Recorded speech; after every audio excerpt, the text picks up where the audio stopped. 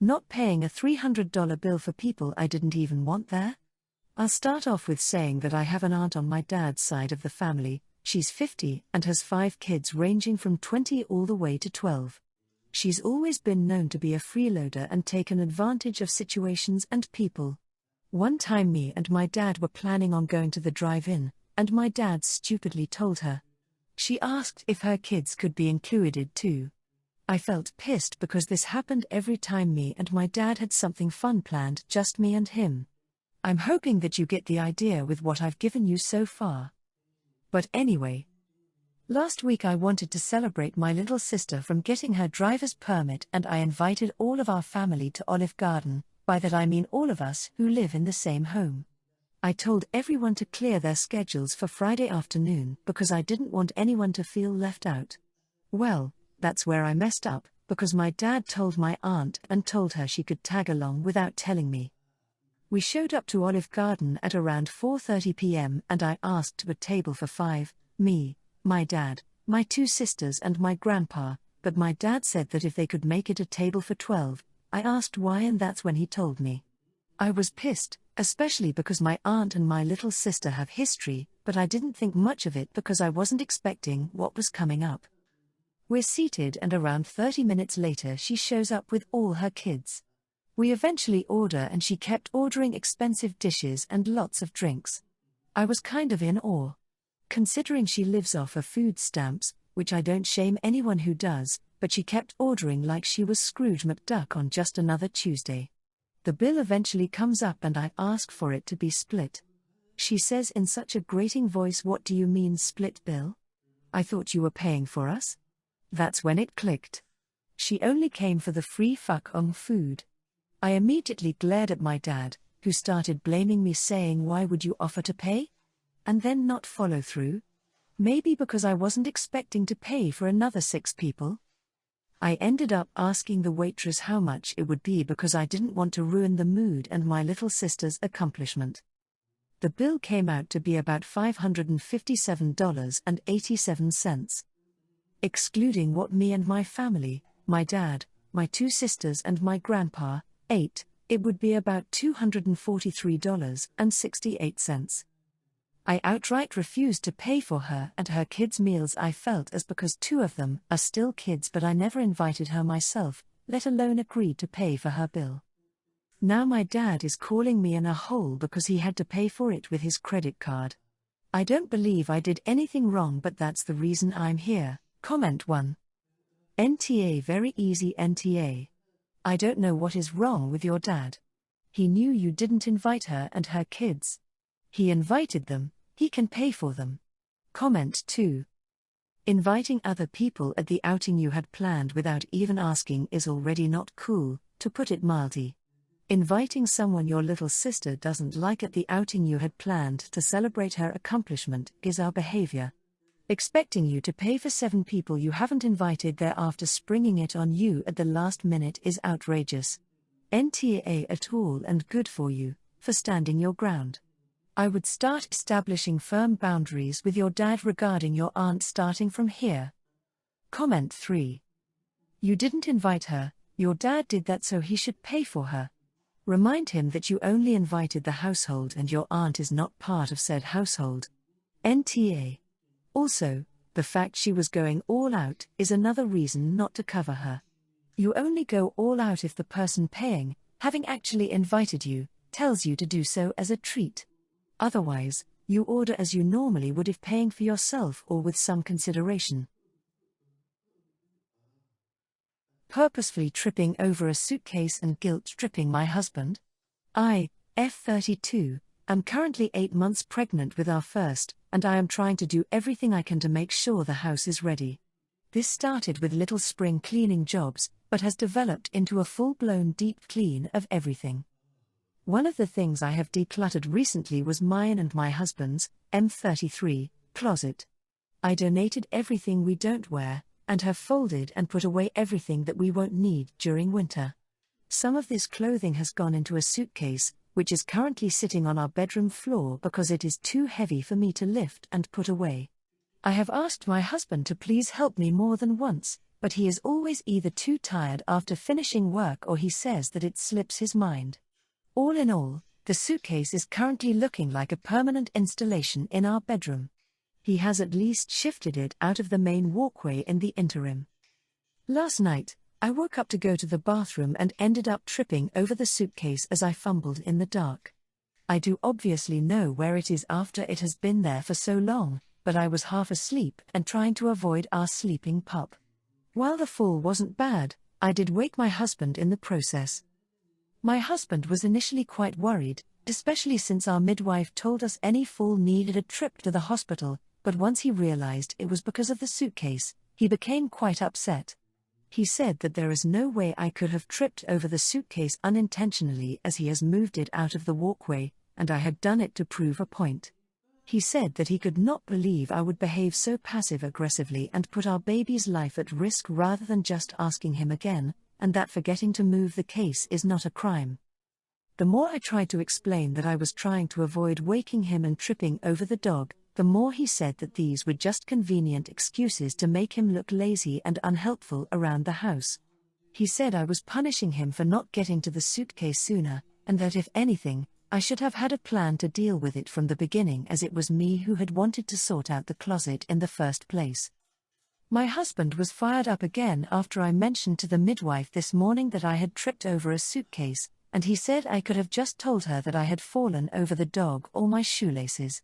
He said that he had made his feelings clear during the night when we had our discussion, and I was rubbing salt in the wounds now. I spoke to my mom, F61, about it after we got back from the midwife because I wanted to vent, and she surprisingly took his side and said I was letting my emotions get the best of me. My mom said I should have been more graceful bringing it up in front of the midwife, although I will say that I never said anything about asking him to move it, and she said that the situation has probably made my husband feel quite bad about himself, which is why it has turned into such a big drama. Comment 1. NTA. It sounds like he was being lazy about it and now he's feeling guilty, so he's lashing out at you to compensate. How long has the suitcase been there? Comment 2. First of all, I am so sorry you are married to an insensitive asshole who cannot understand the consequences of his actions or a lack of thereof in your case. I cannot believe that you are even thinking about the ways of not making him look bad, when he so much should. Please, stop considering the fragile feelings of a grown-ass husband. It is essentially his fault that you tripped over the suitcase, since it was his job to have it removed. If you tripped over the dog or shoelaces, who is even wearing shoes with laces at night, you would be just saying that. If he wants you to not say that, he might just move the suitcase. As easy as that. Your husband is R, not you. Comment 3. NTA. So glad you weren't hurt. Did he move the suitcase to the closet or is it still in on the bedroom floor? If it's still out, I'd be petty as hell and hire someone to put it up. Or empty it and put it up and stuff his clothes under the bed. Not congratulating my SIL on her pregnancy? My 30 watts, Sil, 33 watts, just announced her first pregnancy. Me and my husband, her brother, already have a 2-year-old and her twin sister already got a few kids, so she was the last of us childless. Here comes the twist, we lost our second born in July on their birth, in an absolute unpredictable way. We personally don't wait until a certain week to announce a pregnancy because life is unpredictable and you have no guarantees anyway. So we announced this pregnancy way before week 12, and her exact words were, "You're pretty brave to announce the pregnancy that early." The birth of said child was also the reason we weren't able to attend her wedding, which just happened on the same day, a 4-hour drive away. We didn't spread the news about our son's death on that day though. She announced her pregnancy at a little get-together that originally took place to celebrate her and her twin sister's birthday. Apparently she wasn't pregnant with one child but twins, but lost the child early into pregnancy. And she was openly happy about it. She started listing all the reasons she was glad that she didn't have to buy everything twice and didn't have to do twice the work. I was sitting across the table and I didn't even know how to react, First of all, of course, her pregnancy announcement triggered some feelings of jealousy, and I would have wished for her to tell us beforehand and not in a room full of people. But I'm not mad about that or anything, although I find it a bit insensitive. On the other hand, her happiness about losing a child left me speechless. I mean, I guess I kinda get her train of thoughts, but I think some thoughts are inside thoughts, and I must admit I felt offended about being confronted with her reaction to child loss in that kinda way. Anyway, neither me nor my husband got up to hug her or congratulate her, as she later on texted my husband that she wasn't happy about the way we acted. Comment 1. Nah, but you were kind of in the wrong. She lost a baby too. And she's dealing with as best she can. She doesn't owe you anything and she doesn't have to tell you separately. It's her news to share as she sees fit. You didn't have to hug her, but a simple yay or I'm happy for you would have been sufficient. Comment 2. Nah, it's all a very difficult. I'm so sorry for your loss, and of course you're still grieving and comments hurt, and that's okay. You're allowed to feel that way and also a little jealous. Your Sil is also allowed to feel the way she does, and honestly sounds like she may be putting on a brave face and making joking comments, as many of us do, as a way of dealing with her own grief. Maybe instead of growing apart and being bitter, reach out and be each other's support, for you both have lost and are grieving. Wanting unequal baby visitation between grandparents? I want to start this by saying that I love my parents and my in-laws. They are all very nice people. I had to explain to my husband, though, that there is a difference between our parents when they come over. When my parents come over, they help with the house. My mom helps clean and cook, she brings food. My dad helps with projects. They even clean their room and their sheets before they leave. They even help us financially. They have a long track record of being helpful. So I'm a little bit more comfortable having them over when the baby is little and everything is hard. My in-laws are also lovely, but when they come over I have to be a host. They want to come over and visit and catch up with me and their son. Normally I have no issue with that, but I'm going to be exhausted and tired, and I'm not going to want to clean my whole house, make everybody meals and prepare my kitchen and spend 5 hours every night chatting with everyone. I just am going to want to spend time with my baby and sleeping. I also had to explain to my husband that there is a difference between having somebody there to help you change the baby, feed the baby, burp the baby, clean the house, make food, and somebody that just wants to hold the baby when the baby is happy and cooing and then give it back to mom when they poop. I wanted to spend the good moments with my baby too. This will be both of my grandmother's first grandchild, and we've been trying to get pregnant for several years. So there's a lot of anticipation. We will let my in-laws over, but I'm going to have to explain to them that while they can come over, I will not be hosting at this time. And because of who my father-in-law is as a person, loud, sits on the couch and drinks and yells at baseball games on TV, complains a lot, etc., I'm going to want them as a presence around less often. Comment 1.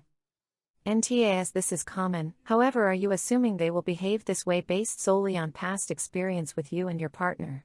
Some grandparents step it up and revert to mom/dad mode and do a lot to help out when grandchildren arrive.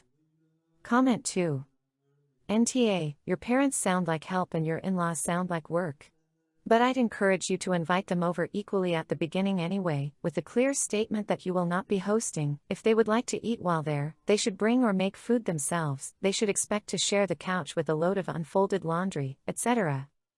If they ignore the imperfections and still want to come, even if they don't actually help with chores, that's good for the baby if you can handle it. If they complain or make snide comments, they're uninviting themselves.